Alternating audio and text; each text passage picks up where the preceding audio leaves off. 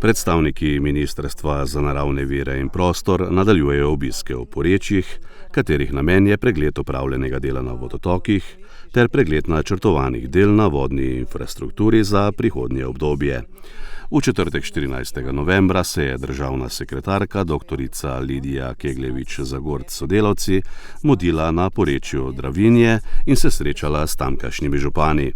Po srečanju v Slovenski Bistrici je povedala: Srečanje je bilo namenjeno predvsem temu, da pogledamo skupaj, kaj je bilo v letu 2024 narejeno oziroma kaj bomo še do zaključka leta izvedli in kakšen je plan tudi v naslednjem letu.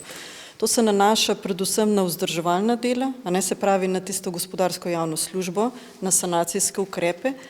Predstavili smo pa tudi stanje investicij, v katere so pa tudi občine močno vpete. Jaz mislim, da smo danes prišli do nekega skupnega rezultata, da je bilo veliko narejenega, je pa tudi še zelo veliko možnosti za izboljšave in seveda tudi za narediti. Tukaj tudi računamo na to, da nam bodo občine sogovornik in nam bodo zdaj za leto 2025 pomagali oblikovati plan gospodarske javne službe, se pravi aktivni udeleženec.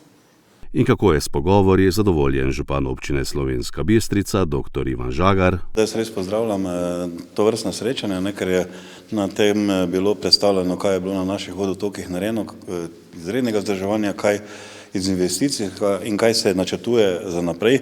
Zato se mi tudi, če se razdelimo to na ta dva dela, kar zadeva tega vzdrževanja, je pomembno to, da pa če govorim z vidika naše občine, ker vemo, da pač sredstva so omejena na vseh segmentih, da se seveda naredijo prioritetno tiste nujne zadeve, ki jih tudi mi zaznamo oziroma jih naši občani zaznavajo na naših vodotokih, in zato se mi zdi pomembno, da smo se dogovorili, da bo ta izmenjava naprej tekoče tekla.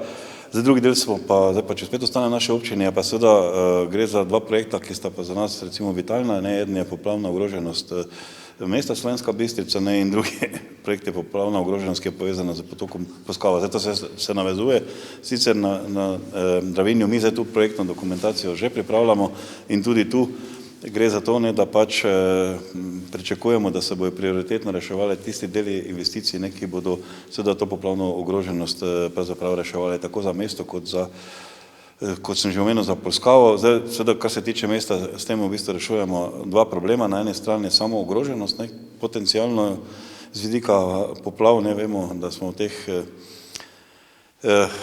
vremenskih ciklih, ker se to lahko zelo hitro zgodi, na drugi strani je seveda tudi na nek način to enostavno recimo duši nekatere razvojne projekte, ki jih imamo v Slovenski Bistrici. Podobno pa velja seveda tudi za območje Poskave.